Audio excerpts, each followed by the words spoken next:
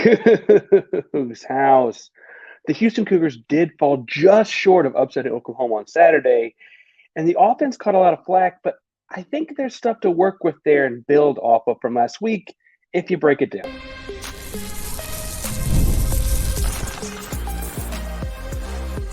You are Locked On Cougs, your daily podcast on the Houston Cougars, part of the Locked On Podcast Network, your team every day. Welcome to Locked On Cougs, daily podcast all about your Houston Cougars. I'm your host, Houston-born teacher and coach Parker Ainsworth. And whether you're a Houston fan or just a hater that came to stop by, thank you for making Locked On Cougs your first listen of the day. I guess at this point, this is just on Monday, September 9th. It might be a little later in the day. Appreciate you making us your first listen each and every day. If you want to join the conversation but don't know what to say, tell us in the comments down below if you consider a Cheeto a chip. Long story. More on it later. Maybe. Today's show is brought to you by 5 Hour Energy. I got to be honest, I've had, we'll say, at least one of those today. It's a great way to get through the day each and every day. 5 Hour Energy, more on that later for sure. A little bit under the weather here at the Ainsworth household, isolated in a room that does not have a desk or microphone, but we are making it work because I've been sitting around in this isolation thinking about ways that the Houston Cougar offense can continue to improve. And honestly, I had to sit and talk about it some. Now, I want to spend some time talking about the offensive line, and they got a lot of flack in the first game. I don't think they deserve it after watching the second game twice. I want to talk some about the running game because while it's got room to grow, I think it's inarguable that it got better. But first and foremost, we have to go what may become the thing this offense hangs its hat on, and that is quick pass game. Now, in previous episodes, I've talked about how good offenses have things that they fall back to. They will always have things that they feel like very comfortable in saying, we know on 3rd and 4, we can do this thing and go get a couple yards. We know on first down, if nothing's going right all game or nothing's clicking or it's just not one of those, it's one of those bad Saturdays, right?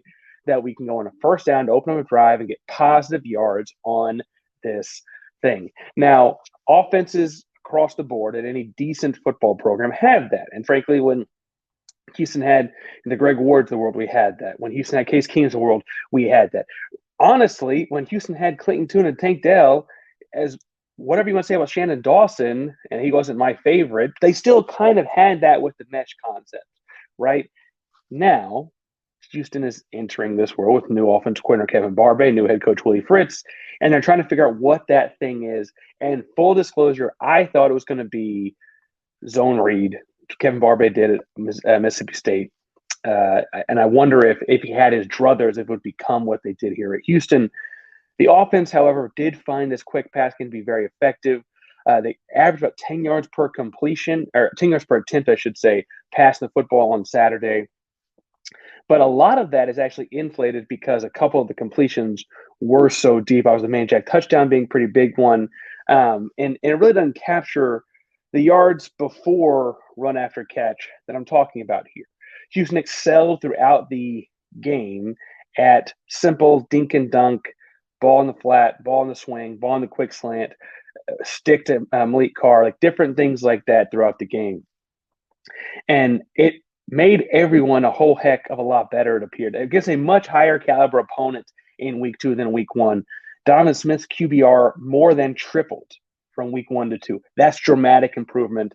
I don't care who you are, what level you're playing in. That's ridiculous, right? Pro Football Focus, which stats these things analytically, only had him as having one turnover worthy play, which did result in an interception, obviously. 3 the week prior. I will say that a couple plays called back on this and other thing, right, that you could maybe say should have been or would have been or could have been.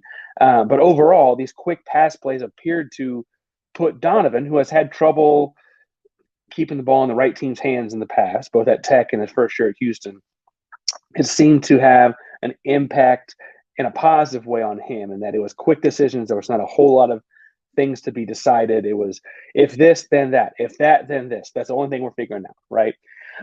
It also felt like it put the receivers, who I would argue are a lot of Houston's best athletes, Bookie Johnson, Joseph Manjack. You got to kind of see guys take their turns here, whether it was Marquis Shoulders, Makai Muse, different guys get a couple of shots to honestly kind of get the ball in space and make something happen. There was the deep shot on what was a setup play over the course of the time that got Manjack the touchdown, obviously. But on the whole, that was the exception to the rule here. I also think that this pass game, both quick slants and quick outs to the flat, opened up things for Houston in terms of their blocking game. They didn't have to have the maulers up front necessarily like wrapped up and took down or beat them up or pancake blocked a bunch of high-end SEC caliber Oklahoma defenders. Again, they have one of the best front sevens defensively in America. And Houston really kind of kept a clean sheet for a lot of this game. By percentage of plays, Oklahoma actually did blitz more than UNLV did, as in sending a fifth or more guy against their 4 pass rushers. Part of that's a little thrown off because UNLV did some odd front stuff, so a fourth guy doesn't count as a blitz. But regardless, they sent more than five or more, I should say, a lot more often. And Houston actually had a better win rate in those blocking situations in this game. They also, for what it's worth, looked like they were just more in sync in terms of knowing what each other were doing. I want to talk some about that at the end of the show, but I want to keep giving those guys props because we dogged them all the first week. And while there's still a lot of room to improve, I think it's clear that in week 2, they're getting better, right? Now, as far as what this quick pass game does, I mentioned that it gets guys in the flat and gets guys in the interior slant a lot. It gets balls in these guys' hands a lot where they can do some stuff in space. It gets the ball out of Donovan Smith's hands a lot. The issue that I see here is that now that it's on tape, a good conference opponent that is really – and again, you play Rice this upcoming week, and you're in the Big 12 conference play, and things don't get a whole lot easier throughout conference. You've got to really – I mean, again, one of the toughest schedules in America by win percentage from last year. I get that that's going to be challenging. But quick passing, if a team is ready for it and studied for it on film, they'll start to undercut, right? They'll pull safeties down, they'll press cover man, they'll mug guys up and say, hey, if we can make this pass take more than 3 seconds, we've got a shot on this play, right? The counter to that are double moves, holding them in pass protection, or honestly, running the ball effectively off tackle because the guys are all mugged down, right? And so you got the blocking set up pretty well for your wide receivers. All of those things are things Houston can do. I worry that they're kind of things Houston has struggled with the last 2 games. And moreover, I guess I should say, Houston has gone to the quick pass game kind of as the yin to that yang, and defenses will adjust. And so how does Houston adjust back? Now, Houston made tremendous improvement from week 1 to 2, 2 to 3, 3 to 4, et cetera. They could be much better at those things going on. And frankly, in 2 weeks of Willie Fritz and company, I don't know why I would have any expectation that they do anything else. However, I do want to take a moment before we get into talking about the running game and what could be from that to talk to you guys about those people over at 5 Energy.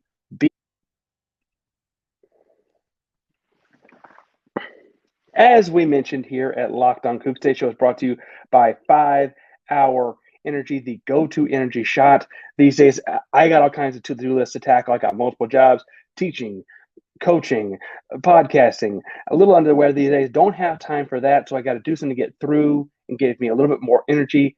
5 Hour Energy fixes tired fast. Whether you have a long to-do list for work or DIY projects to tackle at home, 5 Hour Energy shot can help you check everything off of your list. With 0 sugar and a convenient portable size, it's the perfect pick-me-up for getting stuff done. 5 Hour Energy has all kinds of flavors. I'm a extra strength great fan, but they have watermelon, tropical burst, etc. So make sure you check all of that out as well. If you go to 5hourenergy.com, it's the number 5, hourenergy.com. Get some 5 Energy products today. You can use promo code LOCKEDONCFB to receive 20% off your order. This offer is valid until September 30th. On one order, cannot be used with promotions and not good on subscriptions. So go to 5hourenergy.com. Use code LOCKEDONCFB to get 20% off your order. Go to 5hourenergy.com today. All right, so the run game here, led by one guy. I need to make sure I apologize to, Stacey Sneed. Now, I want to stress that, honestly, I've been asking for Stacey Sneed to switch positions, not because I didn't think he was decent running back, but because I thought he'd be better at something else. So preface that there. But Stacey Sneed stepped in late in the first half and kind of finished out the rest of the game as Houston's alternate back. Houston ran two backs for most of this game and last game at a time. Finished with just 33 yards. We did have a long of 16 yards. I'm sorry. Stacey, I argued that more of a slot guy because he was honestly really good at catching the ball and really fast the ball in his hands. And I thought that'd be a more effective way to do those things. With what kind of an offense Houston ran on Saturday, Sneed actually fit running back very, very well. And I should point out that Parker Jenkins did go down right before half, took kind of an awkward tackle on his sixth carry by my count. He only had one carry in the entire second half, did not look like himself. Look at that tackle, might have bent his ankle up or something. He's on the depth chart as a second string guy this week. So I don't think they're anticipating losing him, but I wonder how banged up that ankle is.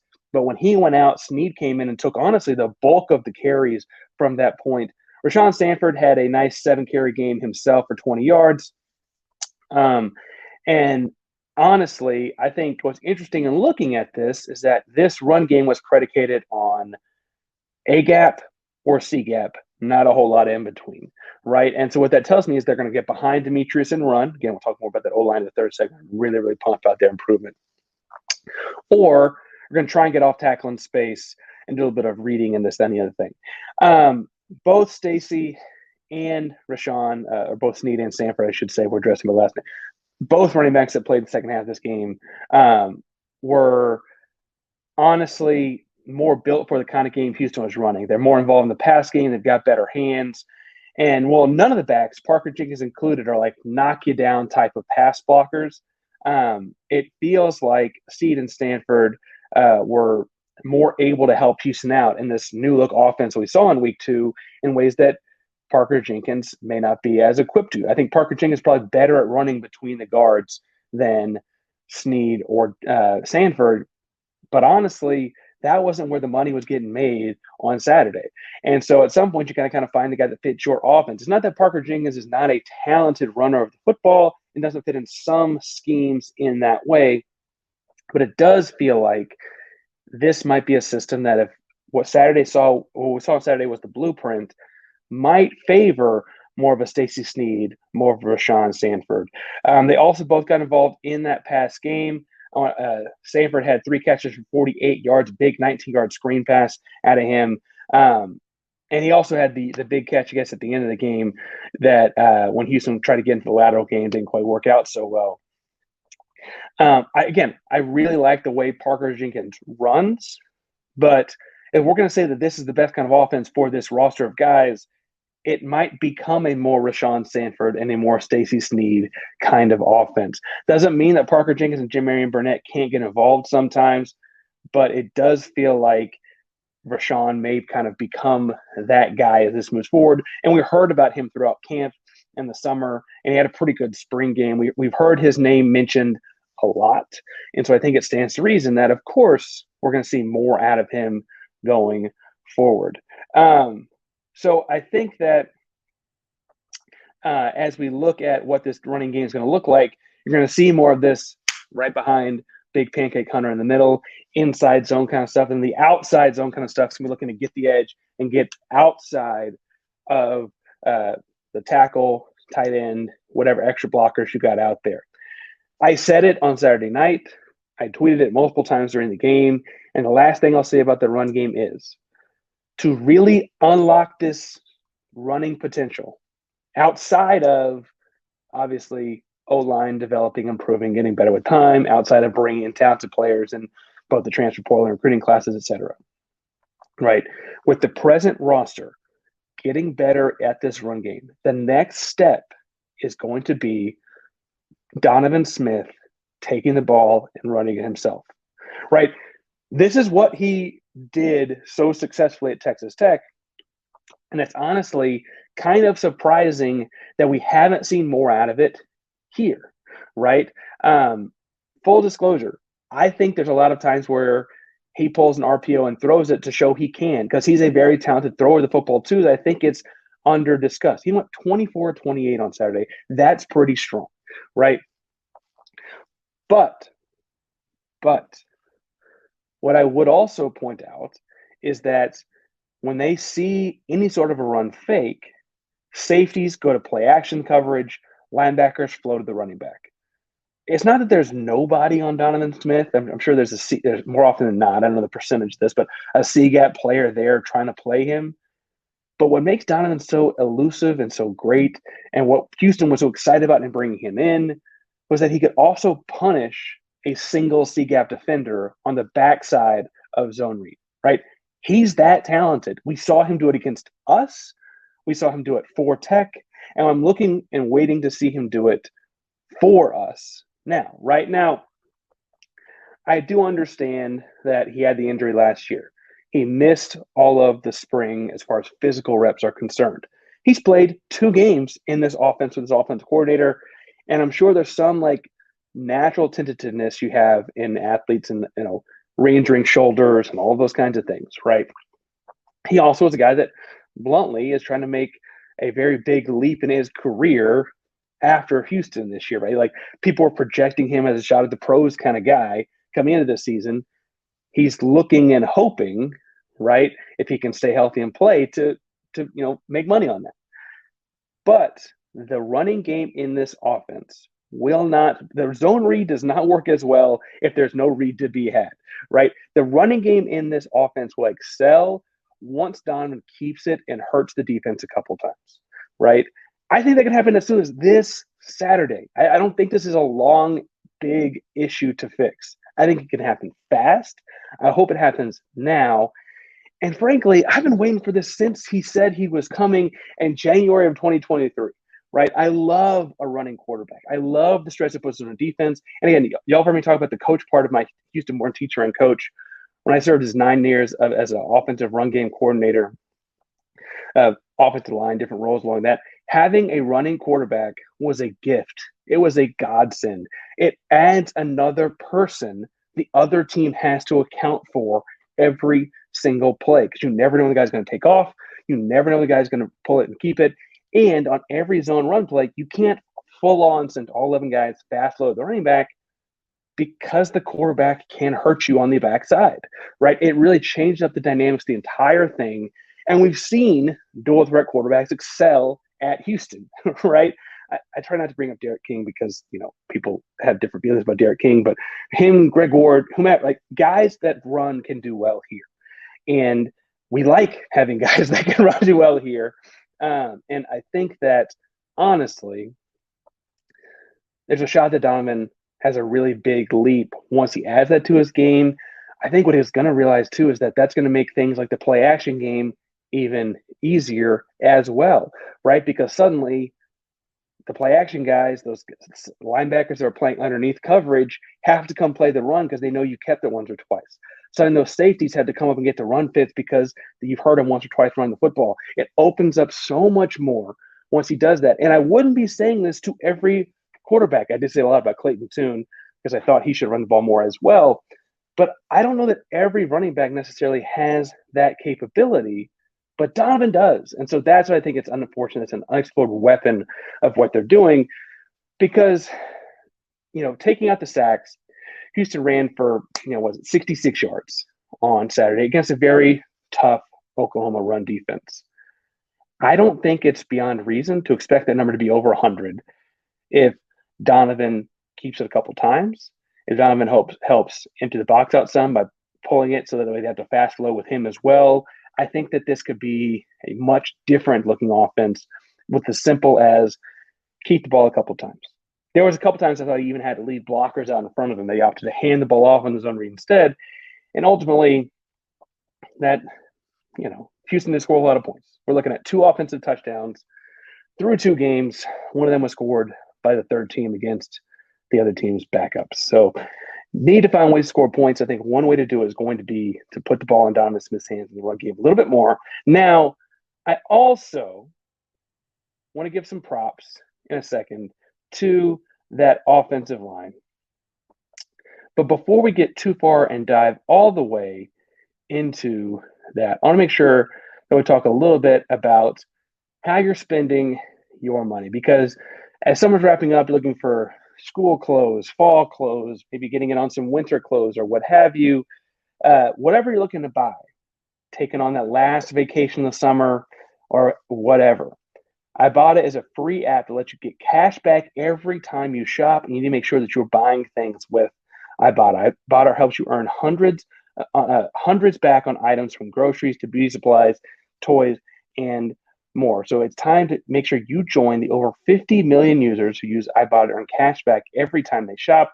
Right now, Ibotta is offering our listeners $5 for just trying Ibotta and use the code LOCKEDONCollege when you register. Just go to the App Store or Google Play Store and download the free Ibotta app to start earning cash and use code LOCKEDONCollege. Get $5 right away. That's IBOTTA at the Google app or Google Play or App Store and use code LOCKEDONCollege.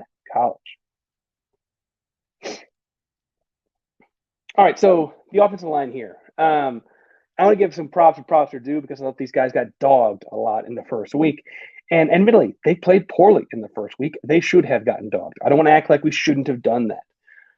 But what I will say is that what was nice to see in this game is that both David Ndukwe, with the exception of David Ndukwe because he went down hurt, I should say, you really had consistent line play in that you had the same five guys out there for the vast majority of the game, right?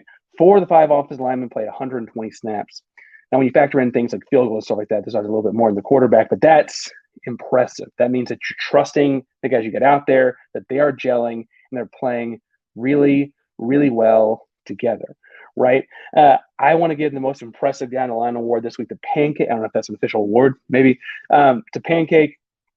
Demetrius Hunter continued to impress, both in terms of calling out blitzes and stunts coming from Oklahoma, because, again, they blitzed a lot this week. He also had probably the most impressive play of the weekend. And frankly, had Houston won this game, I think that we'd be hearing about it on like an ESPN kind of circulation of things. So if you don't remember the play, Houston has been going to the look at me kind of stuff throughout the course of the game. And that look at me is like Donnie's in the headset. He's, hard count, see if the defense moves. And once they've adjusted or moved, he looks at the sideline, they get a play call, and go from there, right? And on all those plays, Donnie or whoever, I guess in this game was always Donnie, but he comes to the offensive line and says, hey, it's 22-4B, 22-4B, or whatever the call is, right? And he does that across the offensive line, goes back to shotgun, snap, and they go, right? That's how the offense was rolling. In this game, after doing that several times the first 3 quarters, some of the most brilliant play came on after doing the look at me thing, walking up to the line, acting like he was making a check. Donovan snuck his hands into the center, moved his upper hand, took the snap, and they went for a QB sneak, think like tush-push kind of QB sneak for a big-time first down, right? Now, what's impressive about this is, one, creativity and trust in Donovan Smith out of Kevin Barbay. That's hard to – that's a lot on the second game with this guy, right? But 2, the only lineman that knows when the ball is being snapped on that play is Pancake Hunter. This was not a 3rd and 6 inches kind of situation, right? They needed several yards and got a couple more because Smith was a big quarterback himself, was able to follow Pancake Hunter forward, and Pancake Hunter plowed through, right? So pass blocks aside, other run blocks aside, Pancake Hunter in this situation was the only guy that could really have any positive impact for Houston, and he had a gigantic one, right? Now, Houston does not win the game. So storybook play isn't that big a storybook play anymore. But I would stress that, honestly, as you've looked at this, like, had Houston scored on that drive only gets extended because of that play. Had Houston scored on that drive, that play, you could argue, helps win the game, right? And I know that it didn't. Wishes were fishes. No man was starved. Yada, yada, yada, right? But that's dramatic improvement from, frankly, one of the youngest guys in the offensive line room, right? We've talked about Pancake being one of the highest touted recruits to ever come through Houston. And that was a moment where it showed. Remember, they showed it several times. Pancake was committed to Oklahoma. And then Lincoln Riley left that whole thing. We kind of lucked into him falling into our lap as a kid that's from nearby Orange, right? And so suddenly he's playing at Oklahoma and making this gigantic play, right? That's storybook kind of stuff. The book didn't quite end the right way. We'll see where it ends in 2028, right? But man, that was a big time play. And he had several other key plays as well. But that's one of the things that they just kind of like brushed past. And I don't want to just brush past it. I thought Tank Jenkins looked a lot better in pass pro this week. He's more of a run guy. It was good to see him in the pass pro. I think quick game really helped him because he's a very aggressive blocker, right? In a quick game kind of situation, when you're that aggressive, honestly, it can hurt you because the pass rusher can win if it's a long, drawn up, whatever throwback. And in a quick game, you can be that kind of aggressive because the ball is going to be out. So if you lose in being over aggressive or something to a finesse guy, it's not as big a deal. Peyton Dunn was consistent. I thought the drop off from Ndukwe to Dakota White was normal for a guy going from first to second string. Obviously, it hurt him some. For what it's worth, Oklahoma put SEC Defensive Lineman of the Week, Grayson Holton over there, and Houston's going to probably have trouble with that, whoever it was, but especially once they put their backup over there. That was where Oklahoma sent a lot of their blitzes after the fact. So I want to be upset with the drop off because Dakota White wasn't David Ndukwe, but also Oklahoma's smart. They practiced too. They saw the backup in the game and kind of tried to exploit it across the board. Overall, right, again, this is a talented defensive front seven, and they think they can take that team to a college football playoff on the backs of those 7 guys. And I'm not saying Oklahoma can't do that. I was impressed by some of the things they do defensively. And again, they held Houston to 1 touchdown. But really, you take out the safety, the offensive line held up pretty strong across the board. And I was the first one last week to come in and say that that's the reason they lost. People call me a Donovan Smith apologist because I thought that the offensive line needed to play better in week 1, and I was really dogging it for that as a unit, right? Week 2, while there were still cracks in the armor, things get fixed. I think it's worth pointing out they played pretty darn well. I'd expect them to continue to get better, and I expect them to have a better week against Rice. It looks like all 5 guys are listed to start again this week, so I don't think anything crazy should be different there. But, on the whole, it is a opponent I feel like you have a right to think you should beat. I know you didn't beat them last year. You played poorly against them 2 years ago.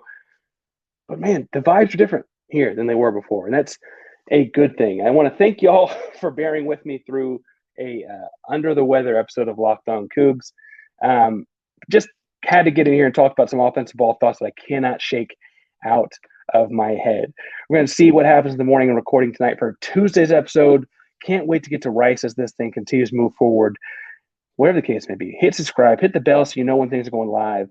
Locked On Cougs is the prime member of the Locked On Podcast Network. That means your team are Houston Cougars every day. Go Cougs.